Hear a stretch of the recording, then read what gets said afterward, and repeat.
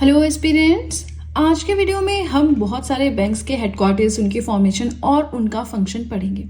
जैसे कि आपका आईडीबीआई हो गया, NABARD, SIDBI, Exim bank, national housing bank, तो ये सारे हम आज के वीडियो में पढ़ेंगे। बहुत ज़्यादा डिटेल में नहीं पढ़ेंगे, बट जितना आपको पता होना चाहिए उतना हम पढ़ेंगे, राइट। तो आपसे बस इतने सी रिक्वेस्ट है, वीडियो के साथ में नोट्स बनाते चलें, काफ़ी इंपॉर्टेंट आपके लिए रहेंगे। फर्स्ट बैंक जो हमें पढ़ना है वो है एक्सिम बैंक। तो देखिए, जब मैंने आपको क्लासिफिकेशन ऑफ बैंक्स करवाई थी, वहां पे बताया था कि कुछ स्पेशलाइज्ड बैंक्स होती हैं, कुछ डिफरेंशिएटेड बैंक्स होती हैं, कोऑपरेटिव बैंक्स होती हैं, कमर्शियल बैंक्स होते हैं। बहुत अच्छे से एक्सप्लेन किया था, राइट। तो यह हमारा जो एक्सिम बैंक है, it is a specialised bank, ठीक है। एक पर्टिकुलर फील्ड में इसकी स्पेशलाइजेशन है, एक पर्टिकुलर फील्ड में इसको काम करने के लिए बनाया गया है। किसमें बनाया गया है वो हम अभी पढ़ेंगे, ठीक है। तो इसके जो फुल फॉर्म है देखिए यहां से, Exim bank export import bank of India. Export import, तो यहां से याद रखना है, रटने की कोई जरूरत नहीं है।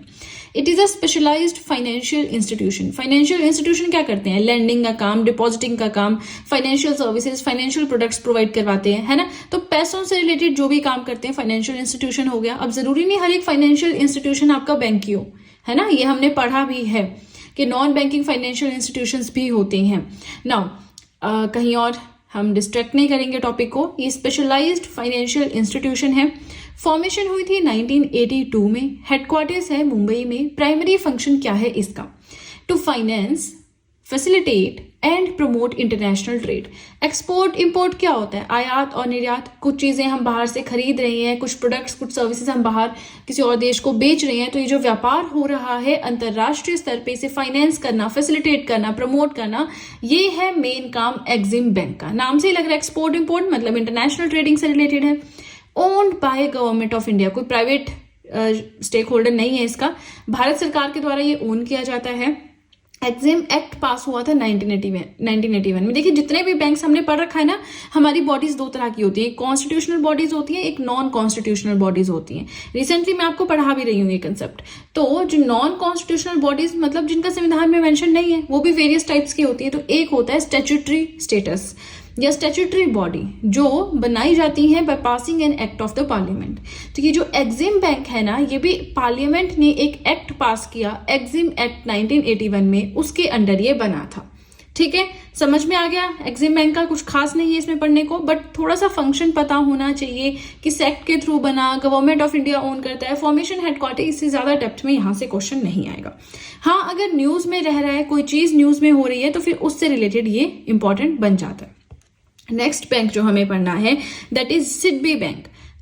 इसकी आप फुल फॉर्म देखेंगे, small industries development bank of India. Small industries development bank of India. It is a apex regulatory body for over licensing and regulation of MSMEs in India. MSMEs क्या होते हैं? Micro, small and medium enterprises, जो नया अपना business start करते हैं। और MSMEs का फायदा ये है कि बहुत सारे लोगों को इसमें एम्प्लॉयमेंट मिल जाती है, जिससे कि जीडीपी में कंट्रीब्यूशन होता है। कोई नया प्रोडक्ट सामने आता है जो कि हाथ से बना होता है या किसी पर्टिकुलर एरिया से रिलेटेड होता है, अगर उसका प्रोडक्ट बहुत अच्छा है, क्वालिटी बहुत अच्छी है, एक्सपोर्ट के काम आ सकता है, देश में पैसा कमाने के काम आ सकता है। बहुत सारी इसकी जो है फायदे होते हैं एमएसएमईज के, तभी इनको इतना ज्यादा प्रमोट किया जा रहा है, ठीक है। तो अब एमएसएमईज को लाइसेंस प्रोवाइड करवाना है, उनको रेगुलेट करना है, तो उसके लिए एक रेगुलेटरी बॉडी भी चाहिए, जो कि है हमारी सिडबी, ठीक है। फाइनेंस मिनिस्ट्री के अंडर आता है, जितने भी बैंक है फाइनेंस मिनिस्ट्री के अंडर आते हैं। फॉर्मेशन हुई थी 2 अप्रैल 1990 में। हेडक्वार्टर्स है लखनऊ में एंड एस्टेब्लिश किया गया था 1989 में by an act of parliament. Parliament ने एक्ट पास किया 1989 में, उसी के बेसिस पे इसकी फॉर्मेशन हुई 1990 में, ठीक है। सिंपल है, ऊपर भी हमने यही पढ़ा, एक्सिम एक्ट, उसे भी स्टैट्यूटरी स्टेटस मिला हुआ है, मतलब स्टैट्यूटरी बॉडी है, ये भी स्टैट्यूटरी बॉडी है। स्टैट्यूटरी बॉडी क्या होती है? जो पार्लियामेंट के एक्ट पास करने के बाद में बनती है, ओके। एक्सिम बैंक पढ़ लिया, सिडबी पढ़ लिया। अब नेक्स्ट हम चलते हैं नाबार्ड एंड आईडीबीआई की ओर। फाइन, अब देखिए हमें एक बैंक और भी पढ़ना। देखिए यहां से आपको सामने आ रहा है RRBs, regional rural banks, but ये मैं आज नहीं पढ़ाऊंगी। नेक्स्ट वीडियो में मैं आपको आरआरबीज के बारे में ही पढ़ाऊंगी, ठीक है। थोड़ा इंपॉर्टेंट टॉपिक है, पहला आरआरबी कब बना और कुछ और फंक्शंस क्या है, इसके क्या रोल है, तो वो सब हम अलग से पढ़ेंगे। फिलहाल आज के लिए हम आरआरबी को स्किप कर रहे हैं, नेक्स्ट वीडियो में मैं आपको इसके बारे में पढ़ाऊंगी। अभी हम देखते हैं नाबार्ड के बारे में। So here NABARD stands for National Bank for Agriculture and Rural Development. National bank for agriculture and rural development, मतलब एग्रीकल्चर से रिलेटेड है, ग्रामीण क्षेत्र पे विकास करना है, उससे रिलेटेड है, वही इसका मेन काम होगा। नाम से ही मेंशन हो रहा है ना। इसकी फॉर्मेशन हुई थी 12 जुलाई 1982 में, 1982 12 जुलाई को। काम क्या है इस बैंक का? It is entrusted with matters concerning policy, planning and operations related to agriculture and other economic activities in rural India. खेती बाड़ी जो है, एग्रीकल्चर जो है, प्लस जितने भी और इकोनॉमिक एक्टिविटीज होती हैं ग्रामीण क्षेत्र में, उन सब से रिलेटेड पॉलिसी बनाना, प्लानिंग करना, उन पॉलिसीज को इम्प्लीमेंट करना, ऑपरेट करना, सारा काम नाबार्ड के पास है। तो इसमें कुछ समझने वाला नहीं है। एग्रीकल्चर, रूरल डेवलपमेंट, यही दो मेन वर्क है जो कि इसके नाम में भी मेंशन्ड है। हेडक्वार्टर्स है मुंबई महाराष्ट्र में। और सबसे इंपॉर्टेंट काम नाबार्ड का क्या है? Supervision of RRBs, regional rural banks को सुपरवाइज करता है। आरआरबीज के जो एम्प्लॉयज होती हैं उनको टाइम टू टाइम ट्रेनिंग देता है, उनको कोऑपरेट करता है, उनको बताता है कि कोई स्कीम आई है आपने कैसे इंप्लीमेंट करनी है। ठीक है, नाबार्ड आपको बेसिक तो समझ आ गया क्या काम करता है। बाकी आरआरबीज में फिर से इसका जिक्र होगा कि गवर्नमेंट ऑफ इंडिया, नाबार्ड, इन सबका जो है इसमें शेयर रहता है। ठीक है, नेक्स्ट बैंक जो हमें पढ़ना है दैट इज आईडीबीआई। देखिए इतना तो आपको पता ही होना चाहिए। आपको पता है मैं बैंकिंग एस्पिरेंट्स के फोकस से नहीं पढ़ा रही हूँ, राइट। स्टेट एग्जाम्स होते हैं आपके, सेंट्रल लेवल के जो भी एग्जाम्स होते हैं जहां पे हिस्ट्री, पॉलिटी, ज्योग्राफी, इकोनॉमिक्स, एक तरह से जीएस पूछा जाता है, उस परस्पेक्टिव से पढ़ा रही हूँ। तो बैंकिंग वाले इसे आप पढ़ रहे हैं, अच्छी बात है, बट इसे आप इकोनॉमिक्स के परस्पेक्टिव से पढ़ें, क्योंकि बैंक्स के लिए ना टैगलाइंस इंपॉर्टेंट है, इनके चेयरपर्सन इंपॉर्टेंट है, और भी बहुत सारी चीजें होती हैं उनकी। ठीक है, तो बैंकिंग का बिल्कुल सिलेबस अलग रहता है। नाउ आईडीबीआई की बात करें, it stands for industrial development bank of India. नाम से लग रहा है इंडस्ट्रीज को डेवलप करना है। ठीक है, इंडस्ट्रीज के सेक्टर में विकास करना है, उसके लिए बैंक बना है। फॉर्मेशन हुई थी 1 जुलाई 1964 में। ओनर है इसके LIC plus government of India. तो जो इंश्योरेंस कंपनीज हैं, एलआईसी है, जीआईसी है, आईआरडीआई, तो ये सब भी हम पढ़ेंगे। इंश्योरेंस सेक्टर भी मैं आपको करवाऊंगी। ठीक है, फिलहाल समझ लीजिए कि ओनर कौन है आईडीबीआई के? LIC plus government of India. क्या काम है इस बैंक का? To provide financial services to the industrial sector. Industrial sector को जहां भी लोन की जरूरत हो वहां पे वो आईडीबीआई से डील कर सकते हैं। चलिए, फर्स्ट पेज पे हमने 4 बैंक्स पढ़े, NABARD, IDBI, SIDBI and Exim bank. अभी हमें बहुत इंपॉर्टेंट एक बैंक पढ़ना है, नेशनल हाउसिंग बैंक है, लोकल एरिया बैंक है, बहुत चीजें अभी पढ़ने के लिए बची हुई हैं। तो चलिए सीधे चलते हैं अपने नेक्स्ट पेज की ओर। नेक्स्ट आता है एनएचबी, नेशनल हाउसिंग बैंक। ये आता है अंडर फाइनेंस मिनिस्ट्री। ये एक रेगुलेटरी बॉडी है for overall licensing of housing finance companies. ये थोड़ा चेंज हो गया है, अभी हम देखिए आगे चलेंगे, इसके बारे में आपको समझ में आएगा। जो भी हाउसिंग फाइनेंस कंपनीज हैं, हाउसेस को फाइनेंस करने के लिए जो भी कंपनीज बनी हैं, उनको लाइसेंस देने का काम था एनएचबी के पास था, क्योंकि अब किसी और के पास है, वो हम पढ़ेंगे।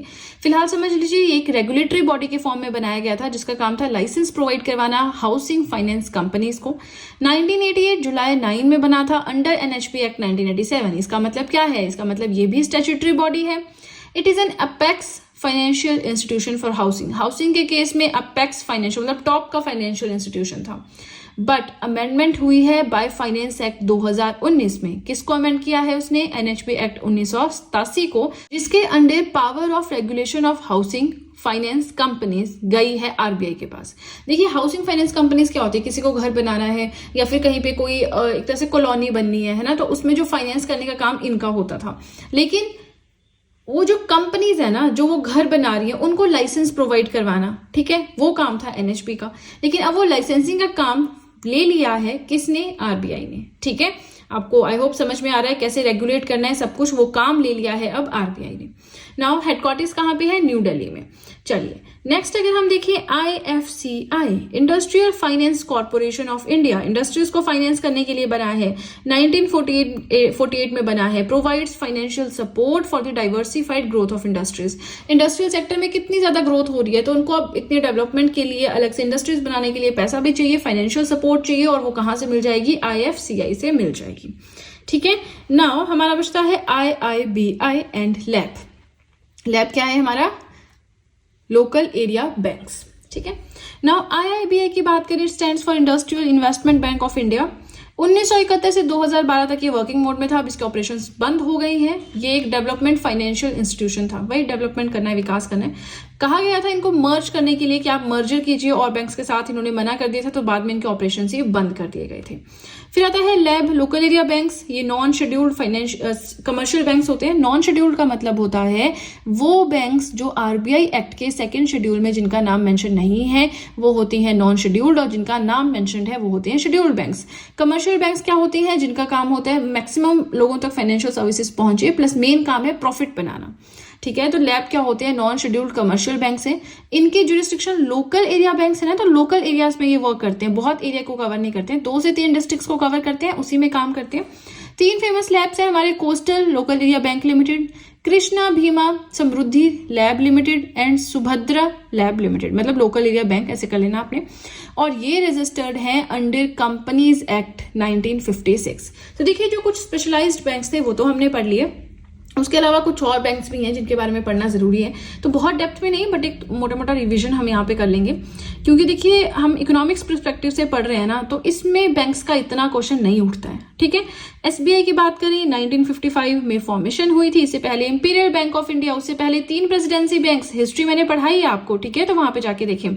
और हिस्ट्री वाली हिस्ट्री में नहीं जाना, हिस्ट्री ऑफ बैंकिंग में जाना है। बैंकिंग इन इंडिया का जो पहला पार्ट है वहां पे जाना है। ठीक है, सो एसबीआई 1955 में बना था, मुंबई में हेडक्वार्टर है। पीएनबी 1894 में लाहौर में इसकी फॉर्मेशन हुई थी, राइट नाउ हेडक्वार्टर्स है न्यू दिल्ली में। यूको बैंक 1943 में बना था कोलकाता, इसके हेडक्वार्टर्स हैं and it stands for United commercial bank limited. HDFC की बात करें तो बहुत बड़ा अब ये प्राइवेट सेक्टर बैंक हो चुका है। 1994 में बना था, मुंबई में हेडक्वार्टर्स हैं। आईसीआईसीआई 1994 मुंबई, इसकी फुल फॉर्म है industrial credit and investment corporation of India. Axis bank 1993 में बना था, मुंबई में हेडक्वार्टर्स है। ठीक है, चलिए तो आज हमें इतना ही पढ़ना था। आई होप मैंने जो पढ़ाया आपको समझ में आया है। वीडियो अच्छी लगी है, और अगर वीडियो अच्छी लगी है तब तो बहुत ही ज्यादा अच्छे से पता है कि क्या करना है। जल्दी से कर दीजिए चैनल को सब्सक्राइब, बेल आइकन को कीजिए प्रेस, सो दैट मैं जैसे कोई वीडियो अपलोड करूं सबसे पहले नोटिफिकेशन आपके पास पहुंचे। प्लस जो भी आपके फ्रेंड्स हैं जो भी गवर्नमेंट एग्जाम्स के लिए प्रिपेयर कर रहे हैं उनके साथ भी मेरे चैनल का लिंक जरूर शेयर करें, so that in handwritten notes का उन्हें भी कुछ फायदा हो सके। तो चलिए फ्रेंड्स, आज के लिए इतना ही। अब हम मिलेंगे नेक्स्ट वीडियो में जिसमें हम आरआरबीज को कवर करेंगे। सो तब तक के लिए अपने सब्जेक्ट्स पे फोकस करें, करंट अफेयर्स पढ़ें, अपने स्टैटिक पे फोकस करें और प्रीवियस ईयर क्वेश्चंस को भी सॉल्व करते रहें। तो चलिए फ्रेंड्स, मिलते हैं नेक्स्ट वीडियो में। So that's it and see you soon.